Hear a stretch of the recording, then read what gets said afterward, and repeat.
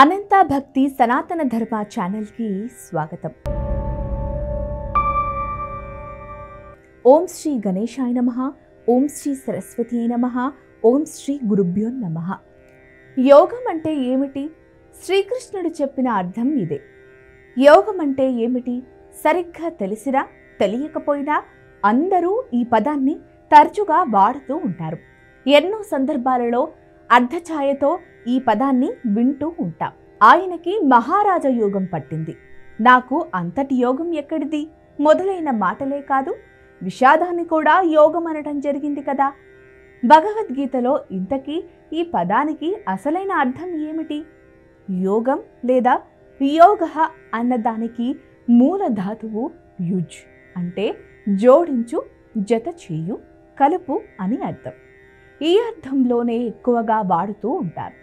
జత కలిసినప్పుడు రెండు సమానంగా లేకపోతే ఏమవుతుంది? ఏది బరువు ఎక్కువగా ఉంటే అటువైపు వంగటం జరుగుతుంది. పూర్వకాలంలో రెండెడ్ల బండ్లు, ఎడ్లు కట్టిన నాగుళ్ళు ఉండేవి. రెండింటిని కలిపేదాన్ని కాడి అంటారు. కాడికి అటూ ఇటూ ఉన్న ఎడ్లు రెండు సమానంగా ఉంటే బండి కానీ నాగలి కానీ హాయిగా సాగుతాయి. అలాగే కావడి మోసే వారికి తెలుసు, రెండు వైపులా బరువులు సమానంగా ఉంటేనే మోయటం సులువు. తేడా ఉంటే బరువుగా ఉన్న వైపు ఒరిగిపోతుంది. ఇది బయటకి కనిపించే బరువుల విషయం అనుకుంటే పొరపాటే. ఇది బరువులు మోసే మనసుకు కూడా వర్తిస్తుంది. మనసుకి బరువులేమిటి? దుఃఖభారం, బాధతో మనసు బరువెక్కింది మొదలైన మాటలని వింటూనే ఉంటాం కదా. అంటే ప్రతికూల భావనలు బరువుగా ఉంటాయి, మనసుని కుంగతీస్తాయని అర్థం. ఒకవైపుకి వంగిపోయి ఉంటే ఏది సమానంగా ఉండదు కదా. కనుక మనసు సరిగ్గా ఉంటే సూటిగా సరళంగా పనిచేయాలంటే ఎటువైపుకి ఎక్కువగా వంగకుండా ఉంచుకోవాలి. బాధ బరువుగా ఉండటం వల్ల మాత్రమే కాదు, సంతోషం, ఆనందం మొదలైన భావాలు తేలికగా ఉండటం వల్ల ఒకవైపు పైకి లేచిపోతుంది. అదైనా సమానంగా ఉండనీయదు కదా. అందువల్ల బాధకి కృంగటం, సంతోషానికి పొంగటం రెండు సమానత్వాన్ని దెబ్బతీస్తాయి. మానవ సహజమైన ఈ భావోద్వేగాలు లేకుండా ఉండటం సాధ్యమేనా? సాధ్యమే అంటాడు జగద్గురువు శ్రీకృష్ణ పరమాత్మ. అది ఎలా అంటే ఫలాసక్తి లేకుండా తన విద్యుక్త ధర్మాన్ని నిర్వర్తించటమే. అంటే ఫలితం ఏదైనా ఒకే విధంగానే స్వీకరించగలగటం. ఈ విధంగా చేయటానికి వీలవుతుందా? వీలవుతుందని తెలియటానికి ఒక ఉదాహరణ సరిపోతుంది. మనం ఇంటిలో ఏదైనా పని మొదలు పెడుతూ కొట్టిన కొబ్బరికాయ కుళ్ళిపోతే అనుకున్న పని అవదేమోనని భయపడతాం. అదే కార్యాలయంలో అయితే పెద్దగా పట్టించుకోం. పైగా దాన్ని పరిగణించాల్సిన పని లేదని కూడా చెప్పి కార్యక్రమం నడిపించేస్తాం.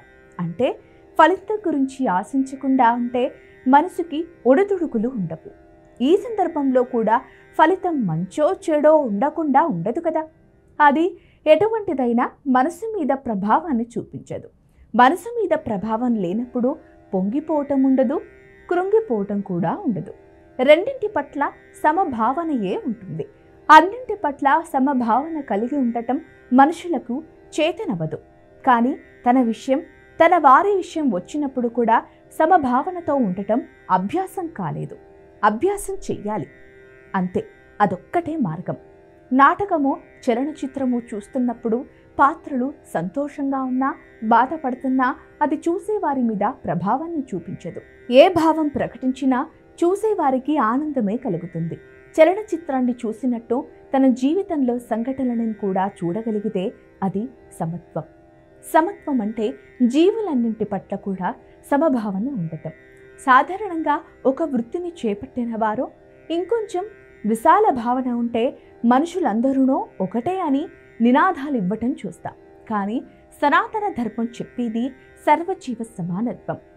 ఆ బ్రహ్మస్మి పీలకాది పర్యంతం అందరిలోనూ అన్నింటిలోనూ ఉన్నది ఒక్కటే, పరమాత్మ అనే విశ్వాసం. ఈ విశ్వాసం ఉన్నవారికి భేదబుద్ధి ఉండదు. అంతటా పరమాత్మని దర్శించడం అలవాటు అవుతుంది. ఇంకా హెచ్చుతగ్గుల ప్రసక్తి ఎక్కడుంటుంది? ఇదంతా ప్రవర్తనకి సంబంధించినది. అది భౌతిక స్థాయికి చెందినది. అసలు యోగము అంటే జీవాత్మ పరమాత్మలో కలిసిపోవటమే. అది ఎట్లా జరుగుతుంది? జరిగినా ఎలా తెలుస్తుంది? పైకి కనిపించదు కదా అంటే అటువంటి వారి జీవన విధానం తెలియజేస్తుంది. యోగం అంటే ఫలితాల వెంట పరుగెత్తే మనసుని ఫలస్పర్శ లేని బుద్ధితో జతపరిచి ఇదే కలపటం, ఆ బుద్ధి చెప్పిన దారిలో నడుచుకోవటం. యోగ సిద్ధులైన వారు మనసుని ఎప్పుడూ బుద్ధి నుండి వేరు చేయరు. బుద్ధి అంటే మంచి చెడులను నేర్పరిచి విచక్షణతో చూడగల శక్తి.